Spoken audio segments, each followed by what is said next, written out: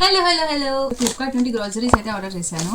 ఏమేమి ఆర్డర్ చేశాను, కాస్ట్ ఎలా పడింది అయితే చెప్తాను. ఎండ్ వరకు అయితే చూసేయండి. సో ఫస్ట్ అయితే శాక్ ఇచ్చారనమాట. సో ఈ శాక్లో గ్రాసరీస్ అన్ని ఇస్తారు మనకు. ఇంకా ఈ సీల్ అయితే వేస్తున్నారు. సో సీల్ ఆల్రెడీ ఓపెన్ చేశాను. ఇది చెత్త కూడా ఇచ్చారు, ఏమో తెలియదు. ఇది వచ్చేసి గీ అనమాట, అమూల్ గీ 1 లీటర్ ఆర్డర్ చేశాను. నాకు 550 రూపీస్ అయితే పడింది అనమాట ఇది 1 లీటర్.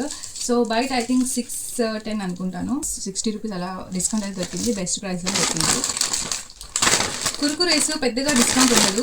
సో ఇది వచ్చేసి మా చిన్నవాడి కోసం ఓట్స్ అనమాట, 1 kg. ఇది ఒరిజినల్ ప్రైస్ వచ్చేసి 225, ఐ థింక్ నాకు 200కి దొరుకుతుంది. సో ఇది వచ్చేసి పీనట్స్ వచ్చేసి 1/2 kg. అది ఫ్లిప్కార్ట్లో మరీ అంత తక్కువ కాదు కానీ బట్ క్వాలిటీ చాలా బాగుంటుంది వాళ్ళ దగ్గర. సూజీ రవ్వ 1 kg ప్యాకెట్.